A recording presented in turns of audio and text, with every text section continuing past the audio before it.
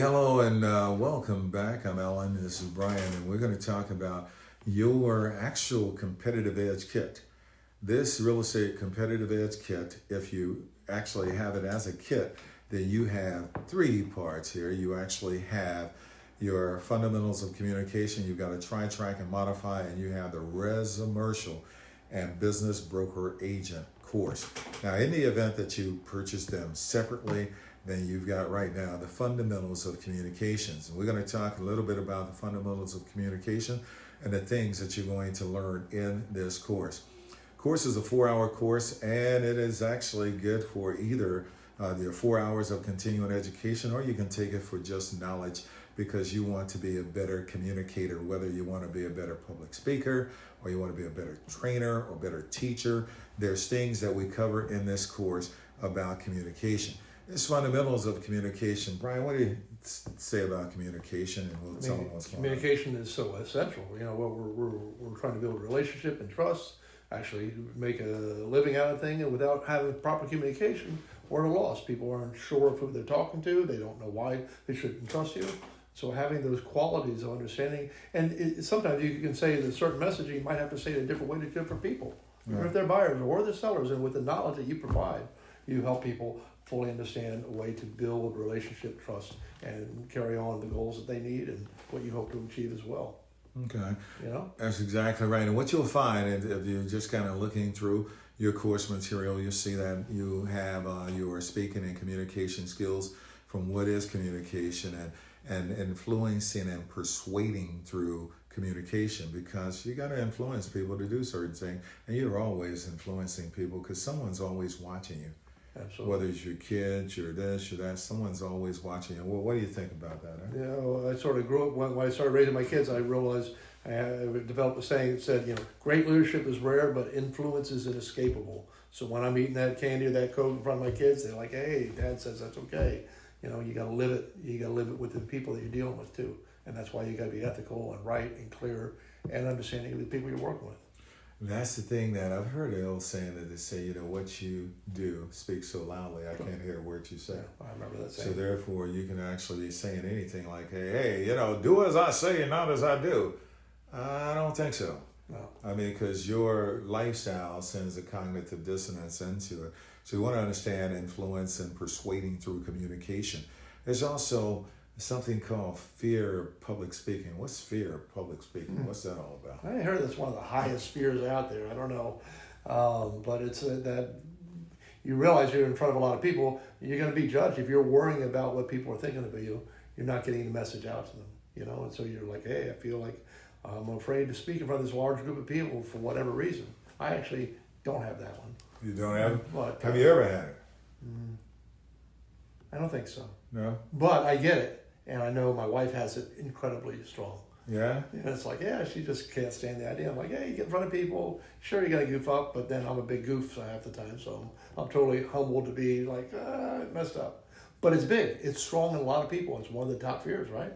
Actually, number one.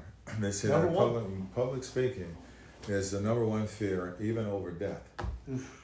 They would actually rather be in the coffin than giving the eulogy. That's what I've heard that. They basically would rather be there, because you got to understand that. But why? Why are they afraid? Well, what's fear? You know, fear, there's an acronym for fear. Well, tell me, I know this one, but I don't False evidence appearing real. know. Yeah. Now, here's the interesting thing about the appearance of real. The mind doesn't know what you imagine. It cannot distinguish between what you imagine to be real and what is really real. You go through the actual physiological effects of what have you. Let's say, for instance, a big shaggy dog walked by the window and we looked over there and I said, that's a bear. For me, it's a bear. Yeah. Even if it's a shaggy dog. But I go through all of everything. I would go through that fear as if it's that. That's why you have reframing, and we talk about reframing. Beautiful. And reframing the fear and doing things, because really the same emotion of fear and exhilaration, like on a roller coaster, you get the same emotion. It's just what you brand it as. That's what gives you that. Everyone gets kind of those butterflies before a big speech or a big thing or what have you. You get those butterflies. You just teach them to fly in formation. Gotta teach them. That's clever. I You love got to it. teach I them love to it. follow. And so you'll hear anything, things about public speaking. You'll hear about what do you need to do, how you need to sound, how you need to look, and how you show up and how you dress. Is any of that important or not? All of it's important. You know, if I sit there and talk to you like this, you might have a different opinion if I'm just sitting there like this, or with my hands open towards you. The body language, the communication, I look sharp, or I got blood on my shirt from working on the backyard and cleaning stuff up, shows no respect. So the way we look, the image, everything. And you've got to also understand who the client is. I've got clients that don't want to see me show up in a suit, in three-piece suit in the construction industry, but I still wear dress respectful. That's good. That's 100% right. I actually did a presentation. I trained all of the agents in Maui. I went out to Maui. Cool. It was a tough duty. Awesome. It was tough duty. Yeah. But I went out to Maui, trained all the agents out there, and it was kind of interesting there that when we sold that account, Yeah. I was in suit and tie and everything and what have you. And then the EO, the executive officer, said, Alan, when you come back out here, don't come out here like that. Again, right. Because we wear short pants and surfboards and this and that and flip-flops and what have you. And they'll be too stiff to see you like that. You want to come out here in a Hawaiian shirt and some slacks or whatever the case may be and flip-flops when you train our association. I thought, wow, that's interesting. So yeah, like you were bringing up, you want to know who your audience is and what are their expectations. And we talk about that in your fundamentals of communication because there's three things. Professor Moravian talks about three things that add toward persuasion. He said that it's what the audience sees, is what you say, and it's how you sound. Those are the three things. And they call them the three V's. V's as in Victor. You're pretty much the vocal, the verbal, and the visual. And which one do you think is most important, according to Professor Moravian? What are the choices? Not vocal. Visual, verbal, and vocal. What they see, how you sound, and what you say. I'm guessing with what they see out there, or how you said the words themselves are going to be the least important one out there. That's exactly right. That's exactly right. It's like you're Professor Moravian, or you know this, but from doing it often enough to know. Now you're going to see that. Here's the thing. The audience sees is 55% of your persuasion. Because if you're teaching a success seminar and you come in with holes in your pants and overalls on and it's dirty and what have you, what do you think that audience is thinking?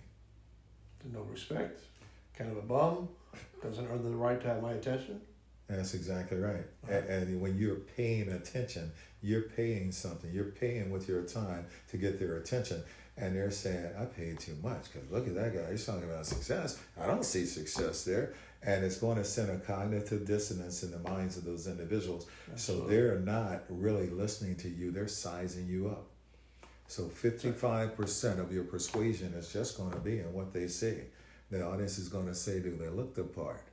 They can actually see something negative about you. Let's say they don't want women, and all of a sudden there's a group of men, and there's a woman presenter. And somebody's in there, instead of you getting through to them, they're saying, well, what is that she's doing up there? And I don't this, that, the other. Or they perceive you in a certain kind of way. 55% is just in what the audience sees. Now you got 38% is the sound of your voice.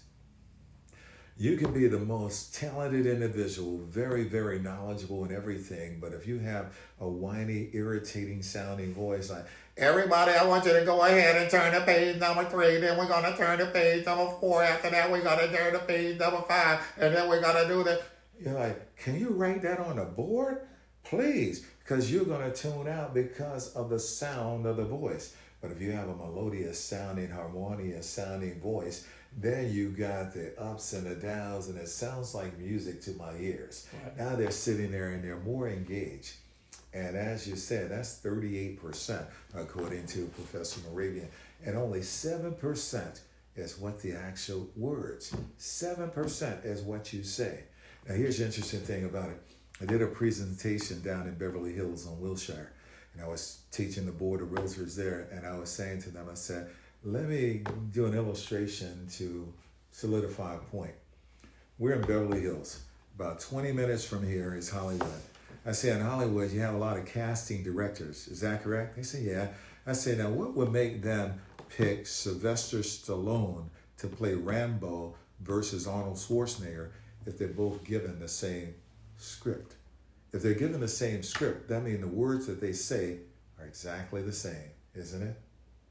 See, so the only thing that's going to make a difference to that casting director is he looks like what I think Rambo should look like, and he sounds like what I think a Rambo should sound like. So your looks and your sound, we talk about here and how important they are in your presentation, because we can script you.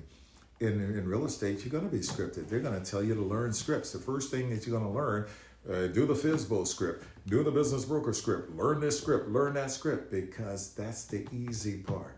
Learning the scripts, learning what you say. But it's how you show up. How do you sound, and what does the audience see when you show up? Do you look nervous? Do you have nervous jitters and jingling? You're on the stage. We go over all of that kind of stuff in the fundamentals of communication. We also go over training and how effective things that a person sees is very effective. I mean, it's really important that if you're creating documentation, to put pictures in your documentation. The reason being is because the mind thinks in pictures. Right. If you don't think so, think about how you dream. Do you dream a dog is chasing me and the letters D-O-G is chasing me comes up in your dream? Or do you see an actual dog from your point of reference? You see a dog, and that's how the mind thinks. So if you say, hey, think about a pink elephant, you think about a pink elephant. Words can direct the way that the mind thinks. Absolutely. So therefore, you want pictures, because when they say a picture is worth 1,000 words, it really is. We talk about that. We also talk about things from going from the unconscious incompetent to the unconscious competent, as we have been talking with you about. We also talk about the difference between attention, retention, and all of this, and hearing versus listening. Is there any difference in that, hearing and listening? Oh yeah. Oh yeah. What's the difference? No, my kids can hear me say don't do that, but they're not listening to me when they're not supposed to be doing. Okay. As a dad, they're all grown up now, but or my wife says something and I'm like, yeah, I got that, and then I go off doing it. She said, I know you heard me because you nodded your head, but you didn't hear what I was telling you, because I just distracted on my mind or focused and stuff like that. And you're right. And one of the things, Brian, I say about it is one's voluntary, the other is involuntary. Mm-hmm. Hearing is involuntary. If a siren went by or you hear the air conditioning up there, you can't help but do that. That's involuntary. But you're listening to me. That's voluntary. You have to pay that in the form of your attention. So you're paying attention to me. I talk about that and how important that is in the fundamentals of communication. Then we go over the classroom dynamics. Is there a possibility you may have a heckler in your class? Yeah, sure. Well, how do you handle that? I don't know. I come to Alan and ask for help. Yeah, that's exactly the good thing to do. You look at the book, Fundamentals of Communication, we talk about that. We talk about all the useful tools for refining your skills, how to do diaphragmatic breathing exercise so that you got a more melodic sounding voice, how to get over things, how to listen to yourself with your inner ear and not your outer ear. What's the difference between an inner ear and an outer ear? Well, what do you think? I don't know. I hear one from the outside, and I don't know. One's in, the other's out. I have to take the course, yeah. Yeah. And now here's the thing. The inner ear, the primary source of sound comes through bone. So you hear yourself different than the person hearing you that's coming into the ear, because now the primary source of sound is coming through the airwaves. So you're hearing the way that person actually sounds, but they're not hearing themselves the way that they sound. That's so sometimes different on a recorder, they say, oh man, I sound like that and whatever. It's exactly how you sound. So you may need to go through some of these types of tools that we'll talk about, from diaphragmatic breathing exercises to articulation, enunciation, pronunciation. All of that are a part of your fundamentals of communication. Not only that, we get into things that are dealing with the words, the power words. We get into things talking about neuro-linguistic programming and word selection in your presentation. Many things that we go over here in these fundamentals of communication. So go ahead and finish the course and do the things. You will need to write a letter to your future self, write a letter to your past self. We talk about doing things from the inside out, setting your goals from the inside out, because you're a different person off screen than you are on screen. There's a lot of people that have a public self and a private self, and those two selves are not the same. So we tell you how to do things and how to become the best communicator that you possibly can. So those are the fundamentals of communication. enjoy the course, go through everything. At the very end, you will have an examination to solidify the comprehension. And we'd love to see you in the next course, which is your try, track, and modify, where you'll learn how to try something, track it. I mean, you may say, Alan, do you think this will work? If it's legal, it's economically feasible, and you want to give it a try, I say try it. I track it for the effectiveness or the lack thereof, and then let's modify it until you get the results you want. That's what the try, track, and modify is all about, and we'll see you on that one next.